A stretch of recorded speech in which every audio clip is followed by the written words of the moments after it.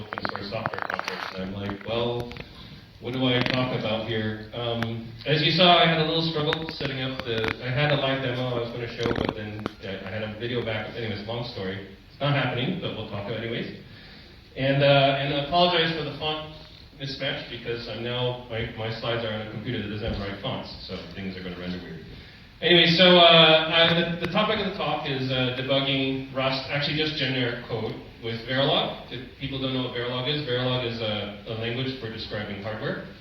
It's basically in the line of stupid open hardware tricks, trying to explain a little bit what open hardware is. So a lot of people, I think most people, when they hear open hardware, their reaction is like, that's cute, you know, but what do I do with it, right? I don't actually have the time to build this thing. I don't actually really care to fix it.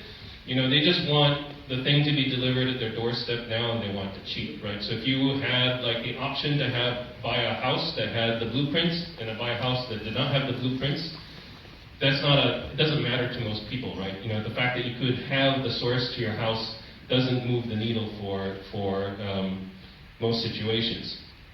But there are some things you can do with open hardware if you're not into hardware. So one of the typical canonical things that we all, you know, jump up and down and scream about in the open hardware community is that, oh, well, you know, you can do security audits, right? There's this whole principle, care cost principle, not to be confused with cure cost, first of all.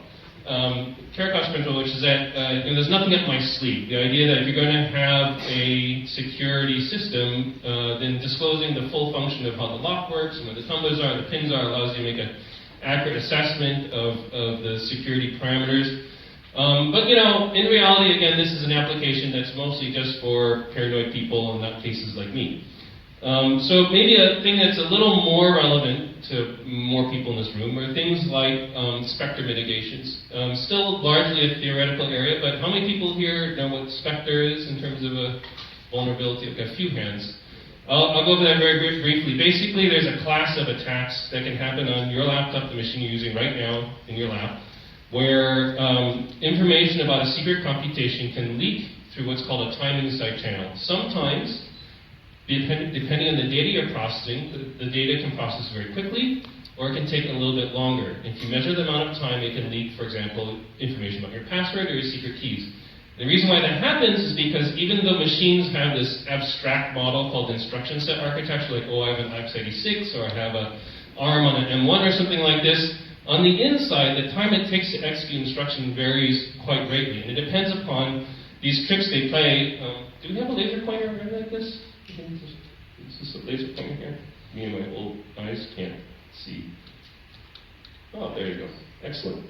So, this is an example of what's called a branch predictor. So every single time you run through a piece of code, it will go ahead and remember the last state that you took for going through a loop, and it'll generally say, well, since you went through a loop and you went this way the last loop, you're more likely to go that way than the other way, and so we'll speculate ahead and try to save you some time and guess that that's what you're going to do. That internal state becomes a problem because that's the vector for leaking the information about your key. If we had the source code for your CPU, we could actually have the compiler write provable automatic mitigations for Spectre. In other words, this whole thing about like this patch train you have every 2 or 3 months to patch new Spectre vulnerability, this whole industry of researchers that's now employed basically finding the series of vulnerabilities could be worked around if guys like Intel and AMD would just share the source code, and then we could actually write compilers instead of having to reverse engineer this whole pipeline, right? But this is still largely a theoretical thing because no CPU that really actually matters that you're using on your lap has that available. But that's something that I think that would be interesting to most people. Another thing that you can do with open hardware, it turns out, is you can do debugging in performance profiling of code, which is something that's a little more software relevant, right?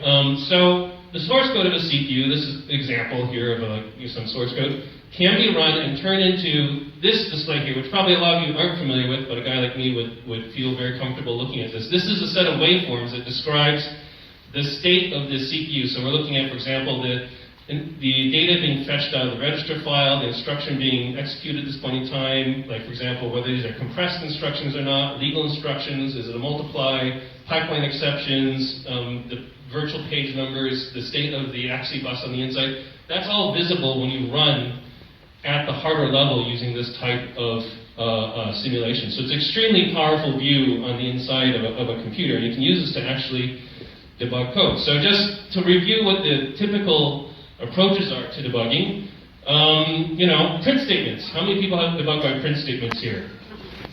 Everybody, right? Like, it's awesome, it's tried and true, it's like, even in the most minimal setups, when you have almost nothing available, a print statement will generally work.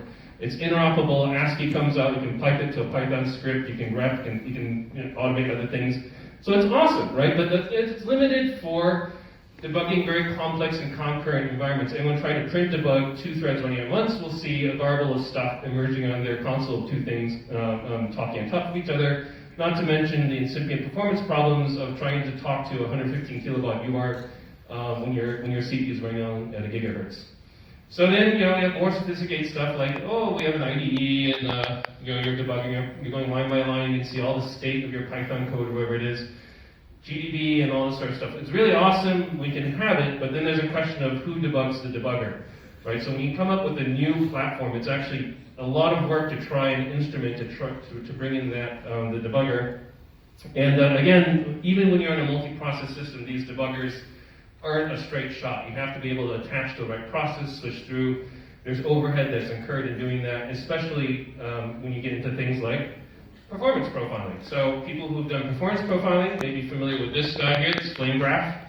Basically, a call stack shows you how much time is being spent in every single call, all the way up to the outer routines, and you can sort of determine very quickly which routines you should focus on optimizing. It's very powerful, it has beautiful output, but it can have artifacts due to overhead. So there's plenty of stories of people like, I put flame graph on my thing and I spent all my time optimizing, and I found out that I was actually just optimizing the system call for getting flame graph to run, right? Or something like this. It's like the overhead of actually getting it to work can be a little bit tricky. So there's a kind of an art that comes around doing really good performance profiling. You have to use hardware counters, you have to use instrumented kernels, you have to go ahead and there's a whole bunch of different tricks that come into play to make sure you're actually capturing the events of interest. If you're going across system call boundaries, so you're bouncing between the kernel and the user space and you want to sort of plot that introduces a new layer of complexity because you're in different memory spaces, you can't correlate timestamps as easily. And then a whole bunch of other types of problems that happen when you're in concurrent spaces. So people do it all the time on really big systems, but it's not obvious how to do it, and you have to set it up. It takes quite a bit of time. So just a quick review. So the niches that are not kind of handled particularly well by the approaches that I've overviewed are things like the early boot. So when your machine hits the reset vector and you have to debug it, how do you debug the reset vector, right? That's a very, very tricky problem. You don't have print even, you don't have other things. What do you do in that kind of case? Transitions between the user space and kernel, or machine mode and kernel. So if machines start life, with physical memory, they don't know about virtual memory, they don't know about your process space, they don't know about your kernel, whatever it is. You have to teach the machine where the programs are. You have to teach the machine where the page tables are going to be, and you have to tell it, okay, on this one magic instruction, we're going to have the program counter magically teleport from this address to this address, but everything's fine. It's totally okay. And the debugger is going to not deal with that very well, it turns out. And so then there's a whole bunch of other performance tuning things that you have to do, like you're going across system calls, that's very difficult. There's a whole class of performance tuning, what I call Heisenbugs. They're things that when you try to instrument them, they change. So for example, if you want to debug a cache or a translation lookalike buffer performance issue, just the instructions you add to go ahead and try and extract those can affect the behavior of the cache or the TLB, and you're no longer able to see it. And there's also sort of an issue with reproducibility. So if you have a regression and you found it and you think you fixed it, how do you later on know that you fixed it? So reproducibility is a thing that a lot of people don't talk about, but particularly when you're debugging things at the hardware level, you want to be able to go back and review the logs. So the solution that I've been working with to try and get around this is simulating a full stack open hardware system. So when I say full stack, I mean not just like the CPU, but I'm talking about the memory model, the bus model, the peripherals, everything, right? So from the reset vector onwards, we're able to get basically a cycle accurate overview of all the overhead incurred in the system. All this gets bundled together and thrown into this magic box called a simulator. We combine it with our OS and application code as it just loads in the artifact for that. And then this grinds for a while and produces a file that contains all the machine state from the reset to the point of interest, right? So it's like multiple gigabytes of data, but it has everything the machine has done, all the decisions that were made up until that point. And then you can go ahead and dig through that with the waveform viewer later on. So just briefly, it sounds a little magical that we can have such a comprehensive model, but this is where the models come from. In particular, I design open hardware systems from the ground up, so for me this is a little bit easier. I use an open source CPU core called the Verilog. I have a bus, the axis, so the interconnect on the inside, or if I'm using Wishbone. It all comes for free as open source. If you're dealing with ARM or something like this, good luck. Peripheral models, I write all my peripheral models or I borrow other people's, that's all open source. It becomes a little dicey on the memory because you have to deal with vendor models. So for example, if you are simulating SpyROM or something like this, you want to get cycle-accurate behavior on the SpyROM. It turns out actually, if you go to Macronics, you can just download a Verilog model of most of the Spy parts, which is really cool. So I can actually get cycle-accurate interaction with those. And then some RAM vendors will also give you abstract models of the RAM as well. And there's some decent, for standards like DRAM and stuff, there are standard models you can just pull and use for that. So you can get cycle accurate all the way down to where the code is coming from and where the RAM's coming from. The simulator itself that we have kind of been trying to use is called Verilator. It's not actually a full spec-compliant Verilog simulator. It's actually more of like it can run sort of gate-level models of devices. If you have something that gives you an abstract model, so it's like a behavioral model where it says, you know, if you're in the reset state, then all this section of the thing magically turns off. But they don't actually instantiate that at the level of gates. That will screw up Verilator. So there's a whole class of useful models that Verilator can run. If you run into that, then I fall back on some very compliant simulator like Xilinx XSim, which is unfortunately closed source, but it actually can handle those models correctly. It runs quite a bit slower, but at least I can get it to run. The other problem with Verilator is, I mean, you can go to the website for Verilator. It does a great pitch for itself, so I won't pitch it for it. But the other problem with it is a real big pain in the ass to set up. It's basically transpiling your Verilog to C code. You have to wrap it in a wrapper, and you have to throw it in this whole test framework and then run it. There's a whole set of tools to deal with that. But once you get through all of that, you get a cycle-accurate hardware model and a fast simulator. You can boot your OS entirely in simulation. So this is a log that's actually generated by not from monitoring hardware, but we're actually pulling out the machine statements and capturing them into a buffer. It takes about 5 minutes to boot, about 14 million cycles, about 140 milliseconds of runtime, which is enough for us to completely copy the kernel in, the user programs in, and run some useful applications in that amount of time. So it's about a 2000x slowdown over real time, right? So you're not going to go ahead and run Doom in this or something like that. I mean, you could, you just wait a long time. But it's good enough for getting into some real tough kernel issues and dealing with loader issues.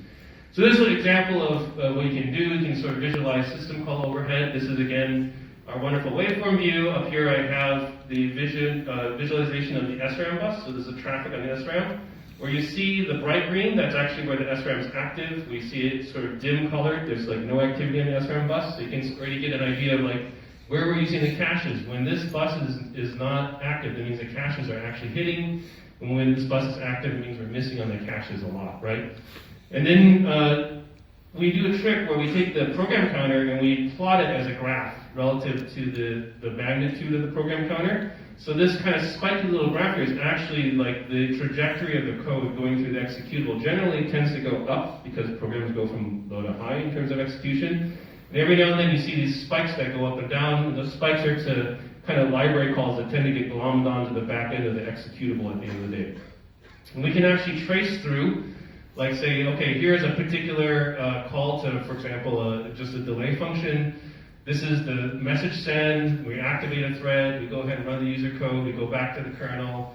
so on and so forth. So we can actually see with very, very fine granularity everything that's going on through this whole transition. It's normally be really difficult to visualize, and this all happens over a period of 174 microseconds, so 117,000 machine calls, machine cycles.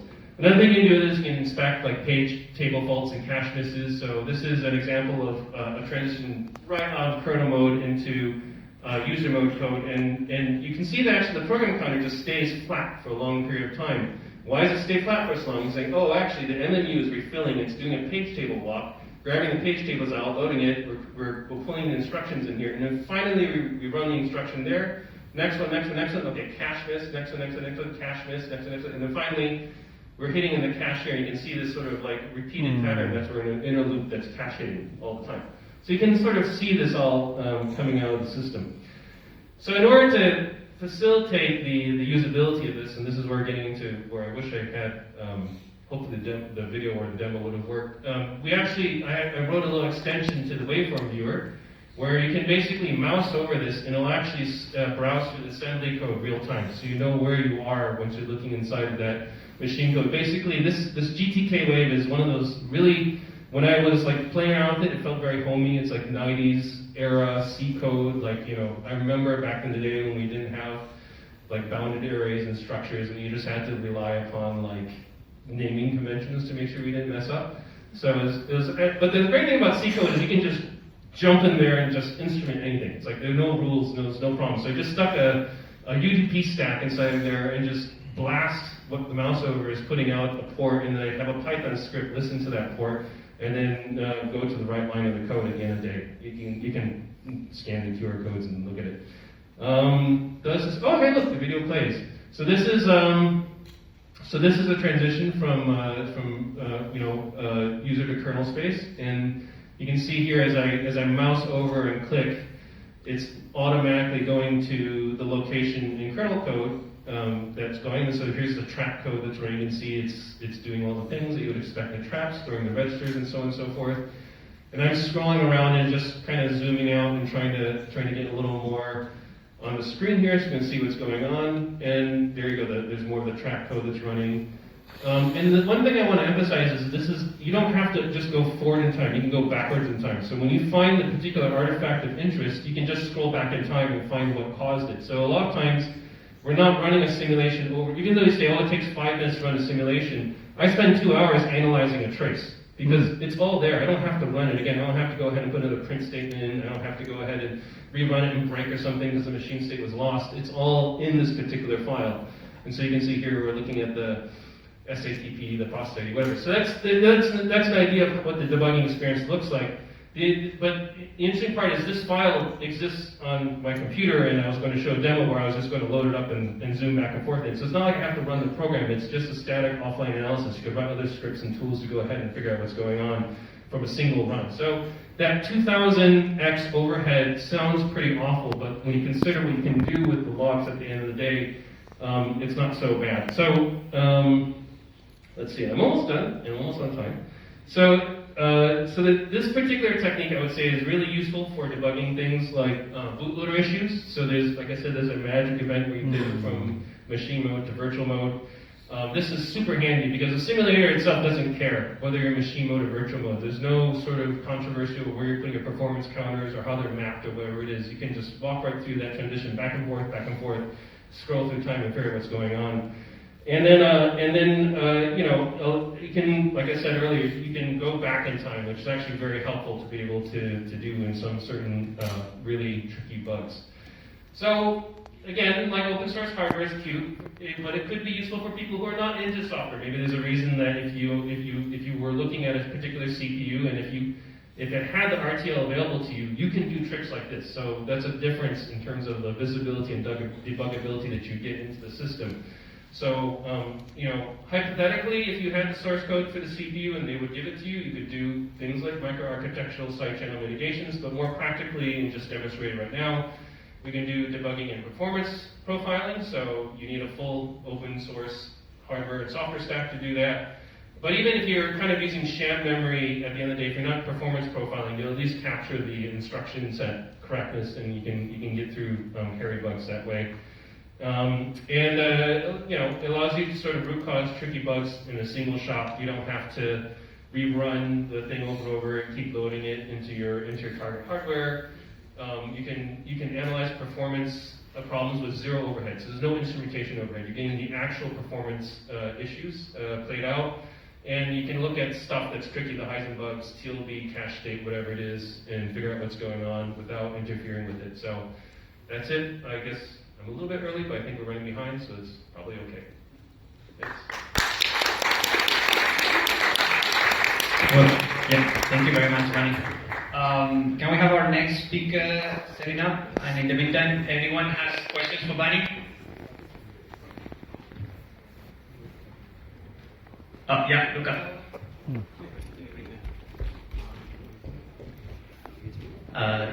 Thanks for the presentation. First of all, like the real-time seeing assembly where you are by looking at the waveform is awesome. I don't know how you did it, but it's really awesome. I think I had a question about scalability because it's okay. I understand what you said. 2,000 times is not so bad, and I agree it's not so bad. But now you're modeling a small RISC-V CPU, and then I claim of saying, okay, if I got a Xeon RTL that is probably 1,000 times bigger, I can still do this. It's probably not very feasible. What do you think? I think so. The nice thing about the way simulators like Verilog work, and these Verilogs, they're called event-driven simulators.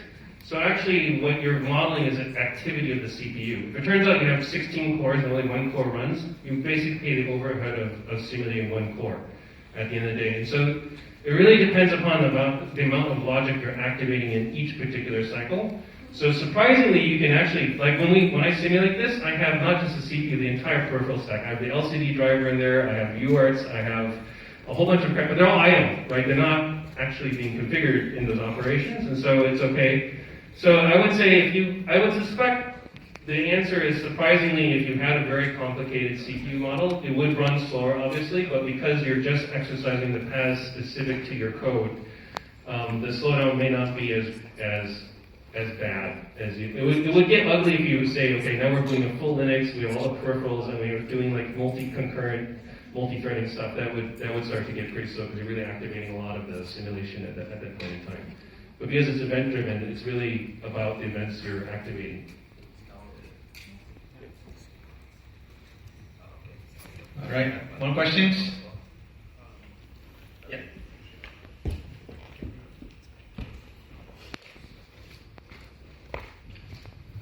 So, Bunnie, would this work for GPUs, for instance?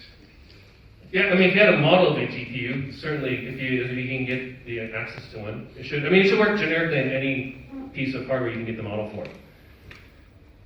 I guess the highly parallel nature of that, does that impact the feasibility of capturing these traces? It would, if you say you load up the whole pixel pipe and you're just banging the whole thing all at once, it'll run, because it's event-driven, like I said, it'll definitely run slower. But the good news is actually, so Verilog itself is a multi-threaded simulator. It should be able to, if they're not coupled, the execution unit cells are not global, they're decoupled. They can run different threads and run forward. And so, for example, in my simulation, because I'm running a single thread of the CPU, when I run multi-threading, I get almost no benefit. But I think if you actually have multiple CPUs running individually, the thread Verilog is smart enough to pick it up and sort of split those out in individual threads, so you can actually map it to more cores and get more speed up based upon the parallelism available in your system. Of course, at some point in time, you hit a scalability limit, but the truth is that, when guys like NVIDIA and AMD tape out a GPU, they actually simulate the whole thing on big clusters before it tape out. That's the only way they can do it. So, kind of in a way, that the fact they get taped out is proof in existence that it's possible. I know it's a kind of maybe a glib answer because they have some awesome team with lots of tooling and huge server farms to do this, but I think it would be possible, yes. Okay, I think we're still setting up, so we might have time for more questions. Anyone? Yes? No? I can make a question. You mentioned that if we get the source of the silicon from Intel or any of these companies, is there any way that if you get the source, this can be verified that the actual silicon that you're getting corresponds to the source they're promising? That's a very good question. I think if you just were given the abstract source, and then you have the silicon but not the GDS or anything like this, it would be very difficult because from the source translation to silicon, there's sort of like this random place and route process that happens. You can, at a high level, confirm from the source that like we have the right number of memories, the right number of structures, whatever it is. But at a very if you're worried about like one wire being different, I think that you could still bury that needle in that haystack. What you would need from the vendor is the ability to reproduce their build all the way down to the GDS and then do a verification between the two. On the other hand, the source is very helpful. What you can do is actually, from the source, you can actually try to induce faults that prove the machine is correct. So the way you would typically do if you had source and you have a black box is you don't go through what's called the green path, the good path. You actually find paths that would break that wouldn't be covered normally in coverage. You load those in the machine, you break the machine, you make sure the machine breaks the same way. If the machine breaks the same way, typically you have more, sort of convincing that it's like actually been to match. Typically when you make modifications, they tend to break in different ways. So you're looking for the way you can break it from the source code versus like just doing the green path verification. Okay. Is that guaranteed? There's no guarantee. Guarantees are difficult to come by in these systems. I suspect if I talk to some of the guys from Formal Methods who like to write proofs on things and stuff like this, they would say they can put some bounds on this, but but because Formal Methods are so even themselves, they can only barely prove like turning on a switch or something like this, right? So in the best case, they have trouble proving like strong bounds on things. But I think with enough constraints, if you're willing to draw a box around something of interest, like if you're very specific, I want to check this, there may be a way to sort of get some more formal method around it. But I think generally, the unfortunate answer is it's going to be a matter of, actually even in production, they have this thing where you have this design, you have the GDS, and you know how you generate it, and you want to test the chip to see if it's going to work or not. You don't actually have the time on the pattern generator to run 100% of the test vectors, right? So even in production, we basically say, what's the confidence probability we want that the chip is good? And then when we get down to some diminishing number of nines, we just stop the pattern generator. Because the problem is you have this exponential blow up in terms of patterns you could run to get every single last pointer. So even in practice, when we sell you chips, we don't actually run 100% of the vectors because sometimes it's not possible. So at the end of the day, when you say, can we get guarantees, is your hardware even guaranteed? Who knows, right? Yeah, true. Thank you very much. Thank you very much, Bunnie.